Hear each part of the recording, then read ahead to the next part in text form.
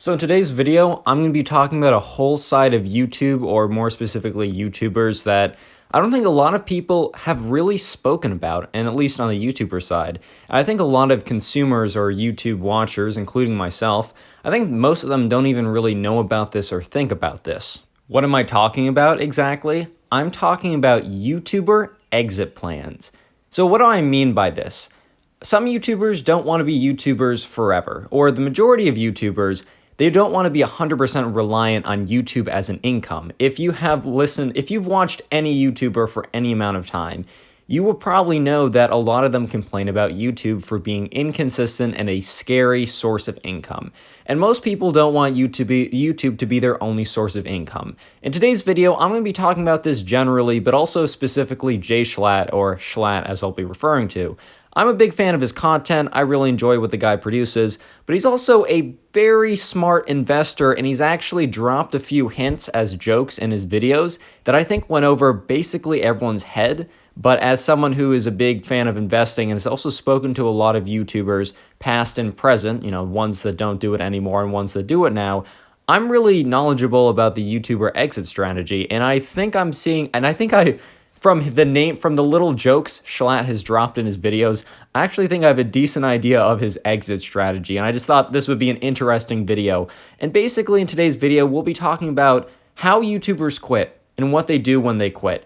And if Schlatt is to quit, how he's going to do it as he's dropped in his videos. Anyways, let's get right into it. Real quick, if you haven't already done so, consider subscribing to the channel with notifications on. I try and upload videos like this, random commentaries on anything from Minecraft related to life related, and I would appreciate it. Also, if you could, make sure to go down and leave a like and comment something down below. I actually took a little break off of YouTube, and I'm trying to get back in the algorithm, so all the engagement really does help. And with that being said, let's get right back into the video. So I was actually inspired to make this video when one of Schlatt's videos appeared in my recommended, and I decided to watch it again. I think I already watched it, but it was a shorter video, and his videos are pretty funny. Anyways, he said something about something, and before I quit YouTube to go own real estate. And he said that as like a 3-second joke that everyone probably played off. But I really don't think he was joking there, and the reason why I don't think he was joking is real estate is actually an exit strategy of a ton of YouTubers. I'm not going to be name dropping a lot of specific people in this video because I don't know how much information I was given which was confidential or in which of it could be public, and I'm just going to stay on the safer side and not drop specific names with other YouTubers. But a lot of YouTubers I've spoken to and a lot of YouTubers that I know of, once they quit YouTube, or just don't really post YouTube that much anymore, they have to have an exit strategy, and they don't want to go back into a traditional job. The reason that they don't normally go back into a traditional job is a lot of them became YouTube famous before or during college, so a lot of them haven't exited with a degree or a set of skills, maybe from a boot camp or something, and re-entering the workforce would probably have them re-enter the workforce at a much lower pay because of their lack of skills, right? Or skills that would be applicable to jobs specifically. So what do? First, let's talk about Schlatt. First of all, I want to say that I don't have any connections with Schlatt personally. I'm never talking to him. He did follow me on my old Twitter, which I just have logged out of, and I'm like, Twitter is bad. I also don't make money off of Twitter, so why should I be on Twitter, lol. But he has replied to a lot of my comments, and I do like that. It makes me feel good. Anyways, no, but for real, he's name dropped a few times about exiting for real estate. But I will say that a very interesting video that he made with FitMC, I'm actually going to make like a tribute video to FitMC because I'm a big fan of him too. Anyways, FitMC and Schlatt on TheWeeklySlap came on and did a video about investing. And Schlatt is definitely thinking about this a lot, as many YouTubers should. And the thing is, I don't know if Schlatt wants to do this for his entire life. And let me just say that the amount of money that Schlatt is making, while I do not personally have access to it, any of that data, I can give you an estimate, right? He's making a lot of money. I'm actually going to go give you some tools for you to make these calculations yourself if you choose to do so. So for YouTubers, every 1,000 views will generate you about $1 to $4 to $5. So $1 to $5 in that range. Personally, for me, since I am totally fine being transparent with you guys, for every 1,000 views, I get about $2 to $3, $4 if I'm lucky. So as you can see, I'm doing all right for myself. I don't really need income to pay rent. I still live with my parents because I'm just 18, right? So everything I make is kind of gravy, and I put it into investments such as ETFs and such. But anyways, I'd love to talk about that in another video. I really would. But anyways, Schlatt is probably making about $2 to $4, maybe even $5 per 1,000 views, unless he gets demonetized, which I think he's careful about it and tries not to be.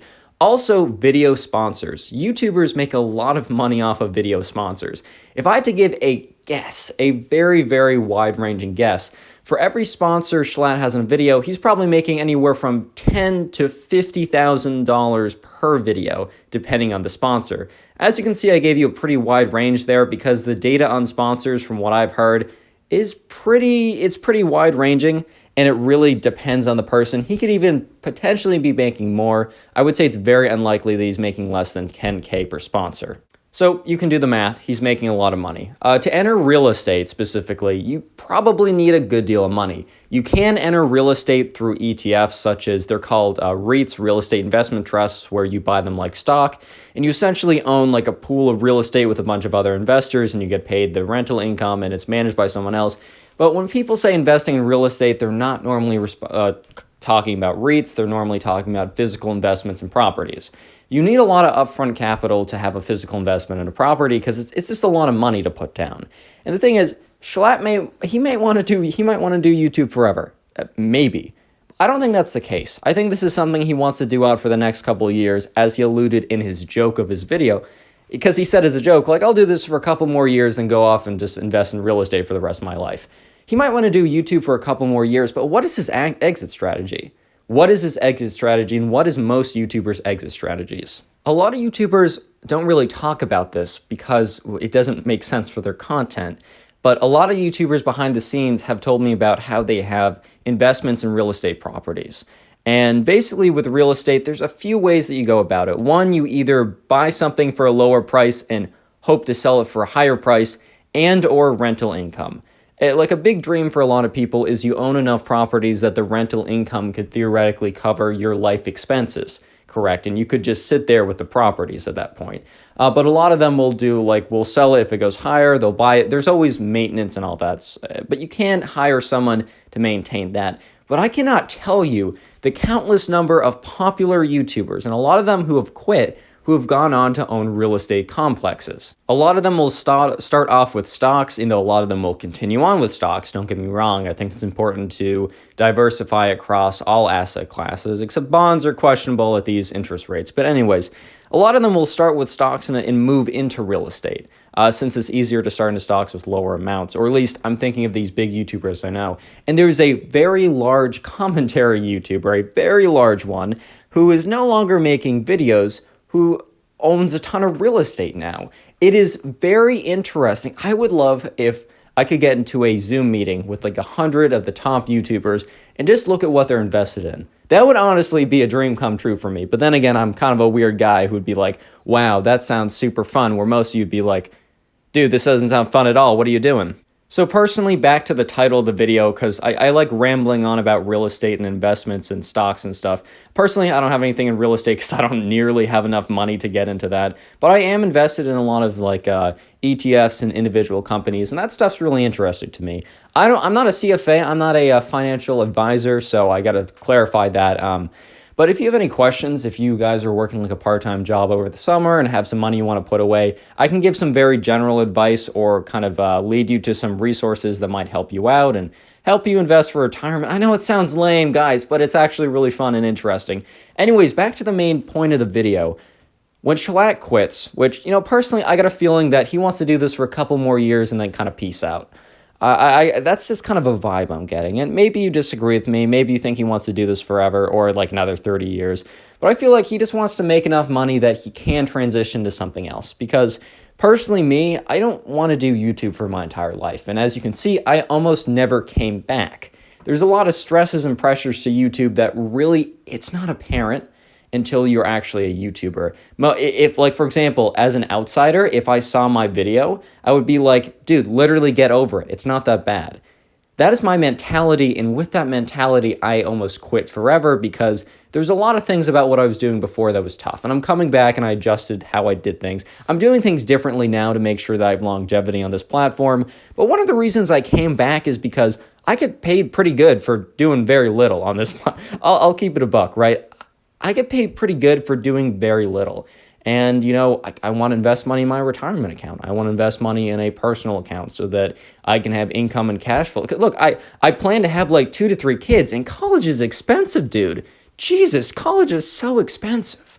And I personally think that Jschlatt's going to do this for a couple more years. I think he's already I honestly think he already is investing in real estate, probably down in Austin or something, because I think that's where he moved. Taxes are better there in Austin for now. I don't know how long, but for now. So what is Jschlatt's plans, and basically any YouTuber, when they want to quit or at least take a break or just do YouTube a lot less?